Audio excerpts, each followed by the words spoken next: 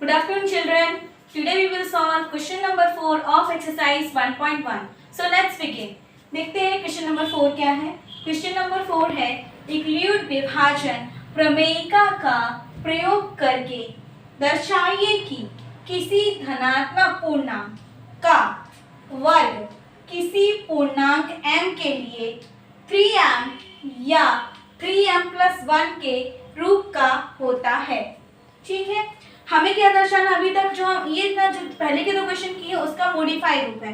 पहले हमने सिर्फ ये दर्शाना रहता था कि कोई भी हमें दिया रहता था कि 4q प्लस विषम धनात्मक पूर्णांक है जो 4q प्लस 1 4q प्लस 3 इस फॉर्म का होगा. अब यहाँ पे हमें क्या दर्शाना कि कोई भी धनात्मक पूर्णांक का वर्ग या तो 3m के फॉर्म का होगा या 3m प्लस 1 के फॉर्म का होगा. तो शुरुआत हम इसे हल करने की वैसे ही करेंगे जैसे हमने पिछले दो क्वेश्चन करे हैं. तो आइए शुरू करते हैं. हल. माना कि a कोई धनात्मक पूर्णांक है. इन्होंने बोला धनात्मक पूर्णांक के लिए, तो हमने मान लिया कि a कोई धनात्मक पूर्णांक है. तथा b बराबर कितना मानेंगे 3. क्यों?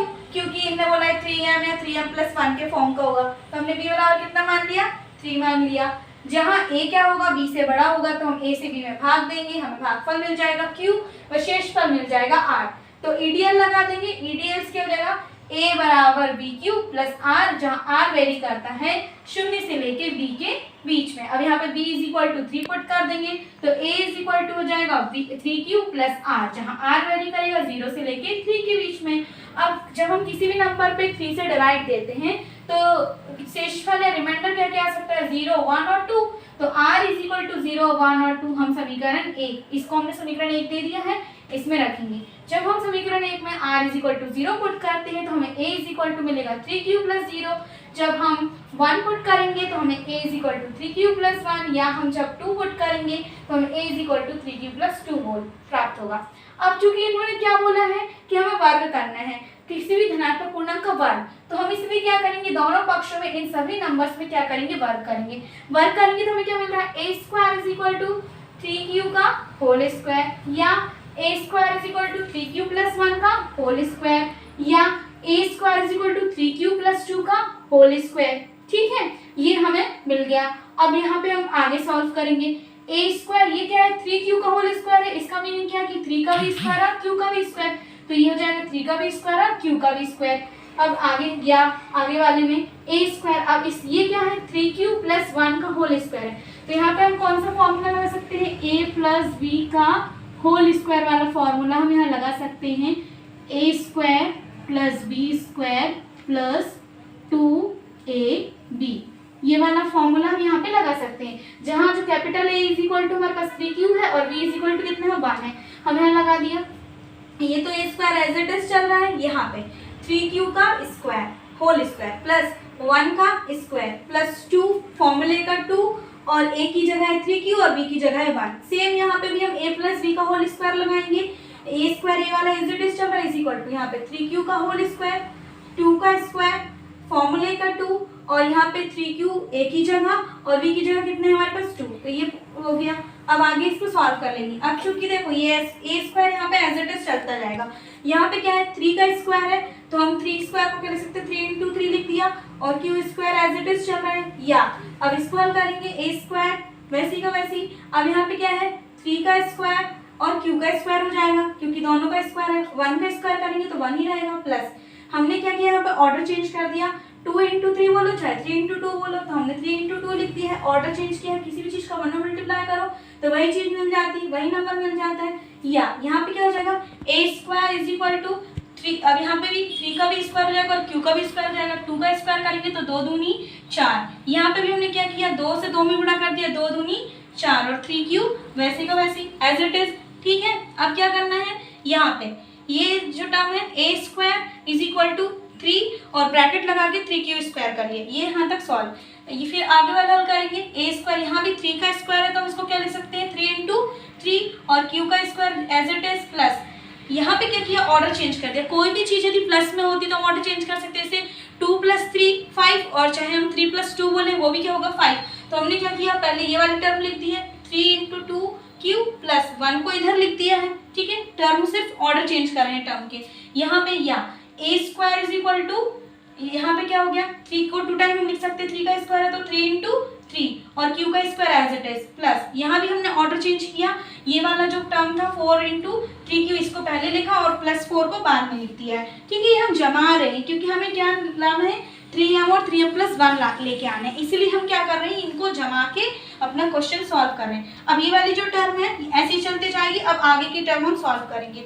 ठीक है, ये वाली जो टर्म थी आपकी ऐसे चलती गई, या अब यहाँ पे हल करेंगे, ये a स्क्वायर भी as it is equal to भी एज इट इज, यहाँ पे हमने क्या किया, यहाँ देखो 3 इंटू 3q का स्क्वायर प्लस 3 इंटू 2q है, तो दोनों से 3 कॉमन ले सकते हैं, यहाँ भी 3 है हमारे पास और यहाँ भी 3 है, कॉमन लेना या उभयनिष्ठ लेना या कोई भी चीज़ यदि दोनों में एक सी हो तो बाहर निकाल लेना। तो यहाँ से हमने 3 बाहर निकाला, अंदर क्या बचेगा 3q का स्क्वायर प्लस 2q बचेगा और ये प्लस 1 एज इट इज चल रहा है। या यहाँ पे भी हम अब क्या करेंगे a स्क्वायर, यहाँ पे हमने ये 3 इंटू 3q का स्क्वायर एज इट इज चल रहा है, प्लस क्या किया 4 को बाद में लिख दिया और 3q को पहले लिख लिया, ऑर्डर चेंज कर दिया। मल्टीप्लाई में भी ऑर्डर चेंज कर दिया, कोई दिक्कत नहीं है, 3 चौके 12 4 4 दिया 12, तो हमने 3 को पहले लिख लिया और 4 को बाद में लिख दिया। और 4 को हमने कैसे तोड़ दिया, प्लस 3, 4 को क्या लिख सकते हैं 3 प्लस 1 यानी 3 धन 1 लिख सकते हैं 4 को, तो वही हम यहाँ पे लिख दिया है। ठीक है, अब आगे ये वाली टर्म जो है वो एज इट इज चल रही है, ये वाली टर्म भी एज इट इज चल रही है, ये वाली टर्म हमें आगे सॉल्व करनी है। या a स्क्वायर, देखो यहाँ पे भी 3 इंटू 3q का स्क्वायर, यहाँ 3 इंटू q इंटू 4 है और यहाँ पे प्लस 3, तो इन तीनों में 3 है हमारे पास, इन तीनों टर्म में, तो हम इन तीनों से क्या करेंगे 3 को उभयनिष्ठ कॉमन या बाहर निकालेंगे। तो 3 को बाहर निकाला, यहाँ अंदर बचेगा 3q का स्क्वायर प्लस यहाँ कितना बचेगा 3 बाहर चला गया तो 4q बचेगा, यहाँ से 3 बाहर चला गया तो कितना बचेगा प्लस 1, क्योंकि 3 एकम 3 होता है इसलिए प्लस 1 हमें यहाँ बच जाएगा और ये प्लस 1 अपना एज इट इज चल रहा है। ठीक है, अब हमें किस फॉर्म में चाहिए, हमें जो हमारा हल चाहिए वो 3m और 3m प्लस 1 के फॉर्म का चाहिए। तो हमने क्या किया कि 3q की स्क्वायर की जगह हम क्या मान लेंगे m, यहाँ पे 3q स्क्वायर प्लस 2q की जगह क्या मान लेंगे m स्मॉल m, यहाँ पे भी हम 3q square plus 4q plus 1 की जगह हम क्या मान लेंगे m। तो हमारी अगली स्टेप क्या हो जाएगी a square is equal to 3m या a square is equal to 3m plus 1 या a square is equal to 3m plus 1। ठीक है, जहाँ पे m की वैल्यू क्या है 3q का स्क्वायर या m is equal to 3q का स्क्वायर प्लस 2q या m is equal to 3q का स्क्वायर प्लस 4q प्लस 1, ये हमारी क्या है m की वैल्यू है। अतः किसी धनात्मक पूर्णांक का वर्ग किसी धनात्मक पूर्णांक m के लिए 3m या 3m प्लस 1 के रूप का होता है। अब देखिए ये सवाल तो हमारा कम्प्लीटली हल हो गया, लेकिन यदि हमें जानना है कि जो इन्होंने बोला है वो राइट बोला है कि नहीं बोला है, तो हम क्या करेंगे हम q की वैल्यूज पुट अप करके इसको देखने की कोशिश करेंगे कि जो इन्होंने बोला कि कोई भी यदि धनात्मक पूर्णांक का वर्ग है वो 3m या 3m प्लस 1 के फॉर्म का होता है तो होगा कि नहीं होगा।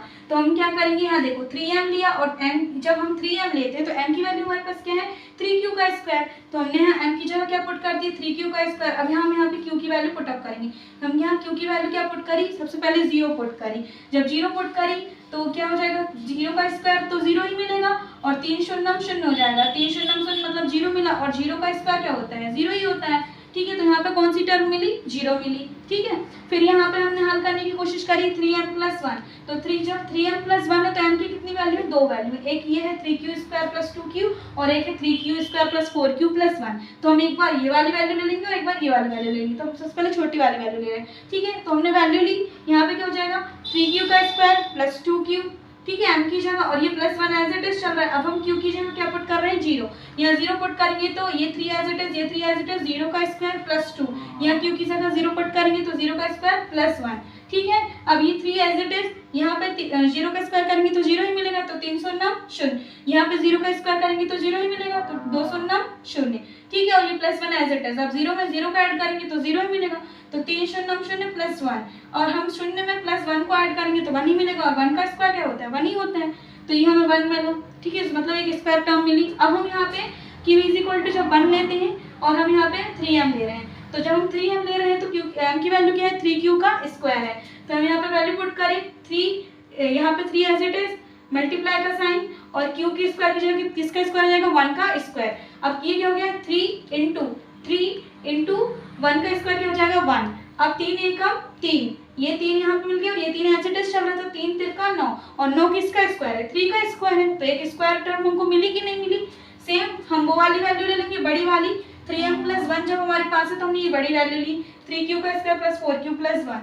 तो हम यहाँ पे m की वैल्यू पुट अप कर और a plus 1 as it is चल रहा है, यहाँ पे ये 3 एज इट इज चल रहा है। अब यहाँ हम q इज इक्वल टू क्या पुट करेंगे, 0 पुट करेंगे, ये 3 as it is, 3 as it is, q की जगह 0 पुट किया, plus 4 as it is, q की जगह 0 पुट किया, ठीक है, यहाँ स्क्वायर नहीं है, q बस है ओनली, ठीक है, और यहाँ प्लस 1। अब हम इनको हल करेंगे, 3 शून्यम 0, 4 शून्यम 0, धन 1 एज इट इज, ये 3 चल रहा है एज इट इज। अब 0 प्लस 0, 0 में 0 ऐड करेंगे तो 0 ही मिलेगा, और प्लस 1 है तो प्लस 1 ही रहेगा, 0 में प्लस 1 ऐड करेंगे तो प्लस 1 ही मिलेगा, तो यहाँ पे ये प्लस 1 और ये प्लस 1 यहाँ का, ठीक है। अब 3 एकम 3, तो ये 3 यहाँ आ गया, और धन 1, तो 3 और 1 को जोड़ा तो कितना आ गया 4, और 4 किसका स्क्वायर है, 2 का स्क्वायर है, ठीक है। अब हमें जैसे ये एक और टर्म हमने एक और निकाली वैल्यू 3m प्लस 1, जब q की वैल्यू कितनी हो 1 और m की वैल्यू यहाँ पे क्या ली है 3q का स्क्वायर प्लस 2q, ठीक है। तो यहाँ m की वैल्यू पुट कर दी है, 3 एज इट इज चल रहा है, और ये प्लस 1 भी एज इट इज चल रहा है। अब यहाँ पे q की जगह 1 पुट करेंगे तो सारी टर्म एज इट इज, और बाकी q की जगह वैल्यू पुट करी 1 का स्क्वायर प्लस 2, यहाँ पे 1 q की जगह प्लस 1। अब इसको हल कर लेंगे, 3 1 का स्क्वायर तो 1 ही होता है, plus 2 as it is, plus 1 as it is. अब ये 3 एज इट इज चल रहा है, ये 3 भी एज इट इज, सॉरी 3 एकम 3, धन 2, और यहाँ पे धन 1 एज इट इज चल रहा है।